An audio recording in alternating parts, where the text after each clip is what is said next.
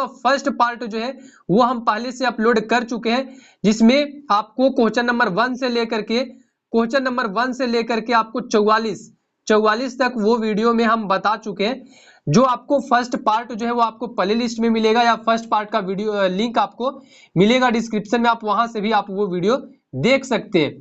तो इस वीडियो में हम आपको बता देते हैं, यानी सेकंड पार्ट में जो है वो क्वेश्चन नंबर 45 से लेकर के आपको 84 तक इस वीडियो में हम आपको बताने वाले हैं। तो वीडियो को लास्ट तक देखिएगा। तो चलिए वीडियो को स्टार्ट करते हैं। तो प्रश्न है, मंद प्रकाश में किसकी शिथिलता से पुतली पूर्ण रूप से फैल जाती है? Option A cornea, option B है परितारिका, और ऑप्शन सी है एरिस, और ऑप्शन डी है इनमें से कोई नहीं। तो ऑप्शन बी जो है, ऑप्शन बी वो सही है, परितारिका। ठीक है, ऑप्शन बी सही है, परितारिका। अगला प्रश्न है, नेत्र गोलक के गोल होने पर देख पाते हैं, नेत्र गोलक के गोल होने पर क्या देख पाते हैं? तो आपको बता देते हैं कि ऑप्शन ए जो है वो सही है, निकट की वस्तु को हम देख पाते हैं। नेत्र गोलक के गोल होने पर क्या देख पाते हैं? तो निकट की वस्तु को देख पाते हैं। अगला प्रश्न है, वस्तु को हटा लेने के बाद भी नेत्र पटल पर प्रतिबिंब कितने सेकंड तक रहता है? जैसे ये कोई वस्तु है, इसको अगर हम आंख के सामने से हटा लिए, ठीक है, ये कोई वस्तु है, इसको हम अपने आंखों के सामने से हटा लिए, फिर भी हमारे आंखों में क्या इमेजिंग होता है, यानी प्रतिबिंब बनता है, वो कितने देर तक रहता है?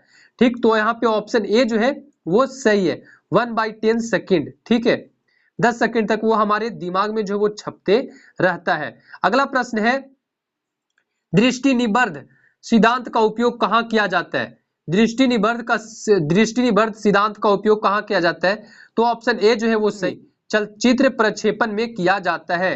ऑप्शन ए जो है वो सही है। अगला प्रश्न है, कॉर्निया के पीछे क्या है जो काले रंग की पेशियां का समुच्चय है? कॉर्निया के पीछे क्या है जो काले रंग की पेशियां का समुच्चय है? तो आपको बता देते हैं, ऑप्शन ए जो है वो सही है, परितारिका। ठीक है, परितारिका। अगला प्रश्न है, आयु में वृद्धि होने पर मानव नेत्र में समंजन क्षमता घट जाती है, यह दोष कहलाती है। आयु में वृद्धि होने पर मानव नेत्र में समंजन, ठीक है, तो ये आपको बता देते हैं कि ऑप्शन डी जो है वो सही है, ऑप्शन डी जो है वो सही है, जरा दृष्टि दोष।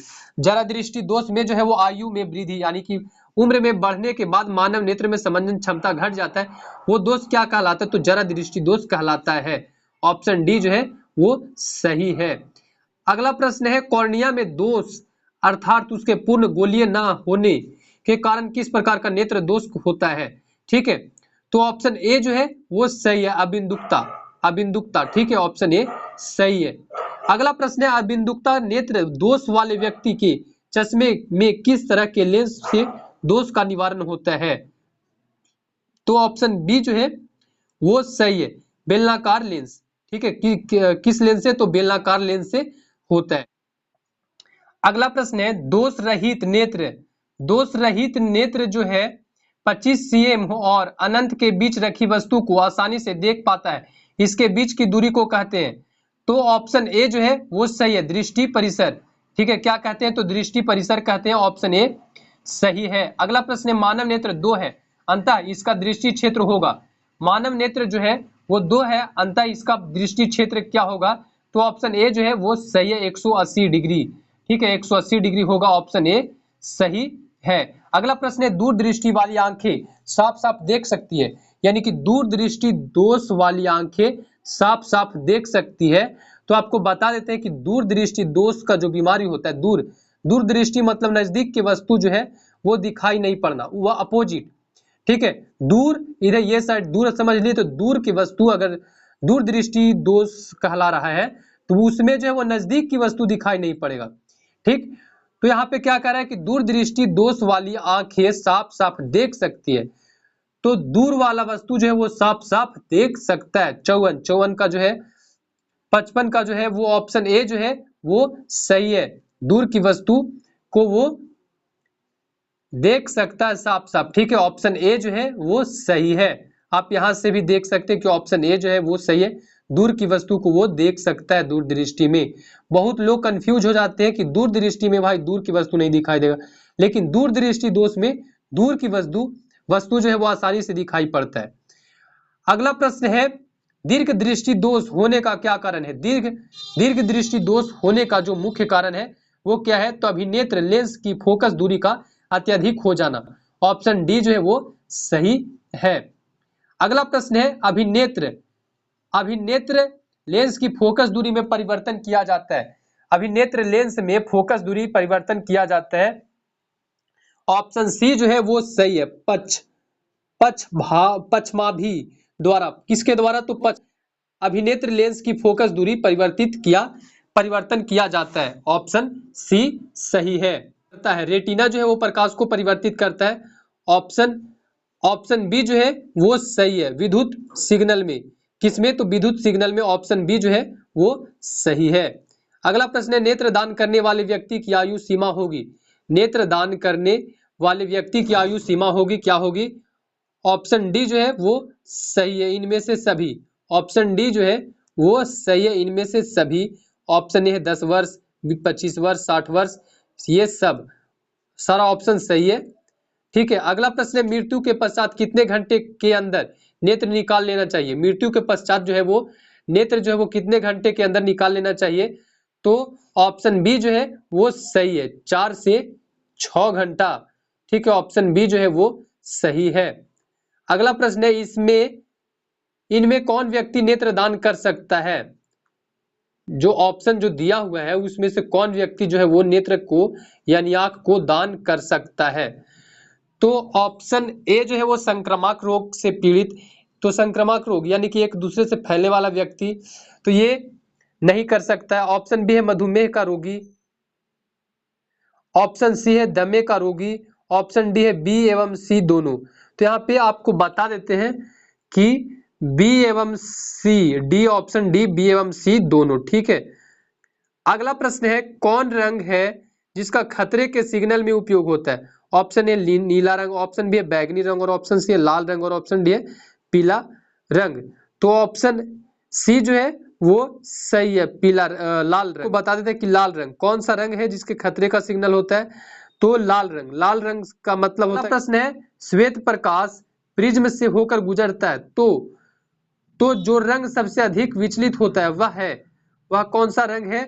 तो ऑप्शन ए है लाल, ऑप्शन बी है आपका पीला, और ऑप्शन सी है बैगनी, और ऑप्शन डी है नीला। तो यहाँ पे ऑप्शन सी जो है वो सही है, बैगनी। ठीक है। श्वेत प्रकाश जब प्रिज्म से होकर गुजरती है तो जो रंग सबसे अधिक विचलित होता है वह है बैगनी। ऑप्शन सी सही है। अगला प्रश्न देखते हैं। तो अगला प्रश्न है प्रकाश एक पतली झिल्ली से होकर नेत्र में प्रवेश करता है, इस झिल्ली को क्या कहते हैं? तो ये बहुत ही इंपॉर्टेंट प्रश्न है कि इस झिल्ली को क्या कहते हैं? तो ऑप्शन ए है नेत्रपटल, और ऑप्शन बी है कॉर्निया, और ऑप्शन सी है परितारिक, और ऑप्शन डी है पुतली। तो यहाँ पे ऑप्शन बी जो है वो सही है, कॉर्निया। ठीक है। प्रकाश एवं पतली झिल्ली से होकर नेत्र में प्रकाश करता है, नेत्र में प्रवेश करता है, इस झिल्ली को क्या कहते हैं? तो ऑप्शन बी जो है वो सही है, कॉर्निया। ठीक है। ऑप्शन बी क्या है? सही है, कॉर्निया। अगला प्रश्न है प्रिज्म से होकर सूर्य का श्वेत प्रकाश गुजरने पर श्वेत प्रकाश 7 रंगों में विच्छेदन हो जाता है, इसमें लाल रंग के प्रकाश का विचलन होता है। तो ऑप्शन डी जो है वो सही है, सभी रंगों से कम। ठीक है। क्या होता है? सभी रंगों से कम होता है। ऑप्शन डी सही है। अगला प्रश्न है चूजे के दृष्टिपटल में कौन सी कोशिकाएं नहीं होती है? तो ऑप्शन बी जो है वो सही है, शंकु कोशिकाएं। क्या है? शंकु कोशिकाएं। अगला प्रश्न है सूर्यदेव और सूर्यास्त के समय सूर्य का गोल दिखता है, तो सूर्य का गोल दिखना ये क्या कहलाता है? तो ऑप्शन सी जो है वो सही है, चपटा। ठीक है। ऑप्शन सी जो है वो सही है, चपटा। अगला प्रश्न है कांच का अपवर्तनांक किस वर्ण के लिए अधिकतम है? कांच का अपवर्तनांक किस वर्ण के लिए अधिकतम है? तो ऑप्शन ए जो है वो है लाल, ऑप्शन बी है पीला, और ऑप्शन सी है बैगनी, और ऑप्शन डी है आसमानी। तो यहाँ पे ऑप्शन सी जो है वो सही है, बैगनी। ठीक है। ऑप्शन सी सही है, बैगनी। अगला प्रश्न है लाल गुलाब को हरे प्रकाश में देखा जाए तो यह कैसा प्रतीत होगा? ऑप्शन है पीला, ऑप्शन बी है बैगनी, और ऑप्शन सी है काला, और ऑप्शन डी है नीला। तो यहाँ पे ऑप्शन सी जो है वो सही है, काला, ठीक है, कैसा प्रतीत होगा? काला होगा। देखिए लाल गुलाब को हरे प्रकाश में, किस प्रकाश में? हरे प्रकाश में देखा जाए तो यह कैसा प्रतीत होगा? काला होगा। ऑप्शन सी सही है। अगला प्रश्न है, प्रकाश का प्राथमिक वर्णक कौन है? प्रकाश का जो प्राथमिक वर्णक है वो कौन है? ऑप्शन है लाल, ऑप्शन बी है नीला और ऑप्शन सी है हरा और ऑप्शन डी है तीनों। तो यहाँ पे ऑप्शन डी जो है वो सही है, तीनों। ठीक है, ऑप्शन डी जो है वो सही है, तीनों। तीनों में कौन कौन? तो लाल, नीला, हरा, तीनों जो है वो सही है। ऑप्शन डी सही है। अगला प्रश्न है, पेशियों के शिथिल होने पर अभिनेत्र लेंस की फोकस दूरी लगभग होती है कितना होती है? ऑप्शन ए 3.5, ऑप्शन बी है 2.5 cm और ऑप्शन सी है 4.2 cm और ऑप्शन डी है 2.7 cm। तो यहाँ पे ऑप्शन ए जो है, बी जो है वो सही है। ऑप्शन बी जो है वो सही है, 2.5 cm जो है वो होता है। अगला प्रश्न है, अति सूक्ष्म कण किस तरह के प्रकाश को परिकीर्णन करता है? अति सूक्ष्म कण किस तरह के प्रकाश को परिकीर्णन करता है? ऑप्शन सी जो है वो सही है, नीला। ठीक है, नीला को करता है। ऑप्शन सी सही है। अगला प्रश्न है, किसी प्रिज्म से होकर गुजरने वाली प्रकाश के लिए आपतन कोण आई और अपवर्तन कोण आर हो तो निर्गत कोण का मान क्या होगा? तो यहाँ पे आपको बता देते हैं, ऑप्शन डी जो है वो सही है, एल आई के बराबर होगा। ऑप्शन डी सही है। अगला प्रश्न है, वास्तविक सूर्यास्त और आभासी सूर्यास्त के बीच लगभग कितने समय का अंतर होता है? वास्तविक सूर्यास्त और आभासी सूर्यास्त के बीच लगभग कितना समय का अंतर होता है? तो ऑप्शन बी जो है वो सही है, 2 मिनट। ठीक है, अगला प्रश्न है, उदय और अस्त होते समय सूर्य दिखाई देता है, कैसा सूर्य दिखाई देता है? तो ऑप्शन बी जो है वो सही है, लाल दिखाई देता है। ठीक है, पीला ये गलत है, नीला ये गलत है, काला ये गलत है, तो सही क्या है? लाल। ठीक है, लाल जो है वो सही है। अगला प्रश्न है, एंगस्ट्रम का मान क्या होता है? एंगस्ट्रम का मान क्या होता है?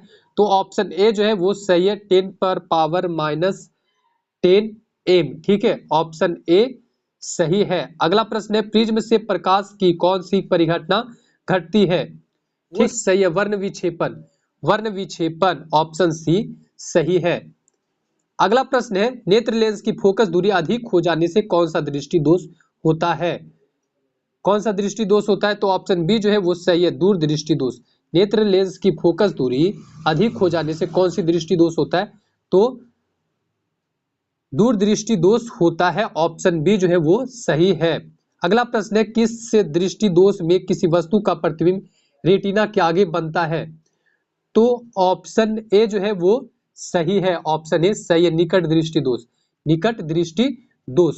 अगला प्रश्न है, नेत्र की समंजन क्षमता कम हो जाने से उत्पन्न होता है तो क्या उत्पन्न होता है? तो यहाँ पे आपको बता देते हैं, ऑप्शन सी जो है वो सही है, जरा दृष्टि दोष उत्पन्न होता है। अगला प्रश्न है, तारों के टिमटिमाते प्रतीत होने का कारण है? तारों के टिमटिमाते प्रतीत होने का कारण क्या है? तो ऑप्शन ए जो है, ऑप्शन ए वो सही है, वायुमंडलीय अपवर्तन। ठीक है, वायुमंडलीय अपवर्तन। अगला प्रश्न है, एक प्रिज्म द्वारा श्वेत प्रकाश के स्पेक्ट्रम में वर्ण विक्षेपण जिस घटना के कारण होता है वह घटना है क्या है? तो आपको बता देते हैं कि ऑप्शन बी जो है वो सही है, अपवर्तन। ठीक है, क्या है? अपवर्तन। ऑप्शन बी सही है। अगला प्रश्न है, किसी कण पर पड़कर प्रकाश के एक अंश के विभिन्न दिशाओं में छितराने को कहते हैं, क्या कहते हैं? तो ऑप्शन डी जो है वो सही है, प्रकाश का परिकीर्णन कहते हैं। जैसे देखिए, कोई भी वस्तु पे जो है वो प्रकाश पड़ रहा है और यहाँ से अगर सारे तरफ जो है वो फैल रहा है, प्रकाश छितरा रहा है, जिसको छितराने जो यहाँ पे लिखा हुआ है, तो उसको क्या कहते हैं? प्रकाश का परिकीर्णन कहते हैं। ऑप्शन डी सही है। अगला प्रश्न है, सूर्योदय और सूर्यास्त के समय सूर्य लाल दिखाई पड़ता है क्योंकि वायुमंडल के कण कैसा होता है? यहाँ पे ऑप्शन सी जो है वो सही है, नीले रंग को बहुत अधिक परिकीर्णन कर देता है, इसीलिए जो है वो सूर्योदय और सूर्यास्त के समय सूर्य लाल दिखाई पड़ता है। ऑप्शन सी सही है। ये वीडियो समाप्त होता है। अगर आप लोग पार्ट 1 वीडियो नहीं देखे तो वो भी वीडियो आप लोग देख लीजिएगा। मिलेंगे किसी दूसरे वीडियो में, तब तक के लिए धन्यवाद।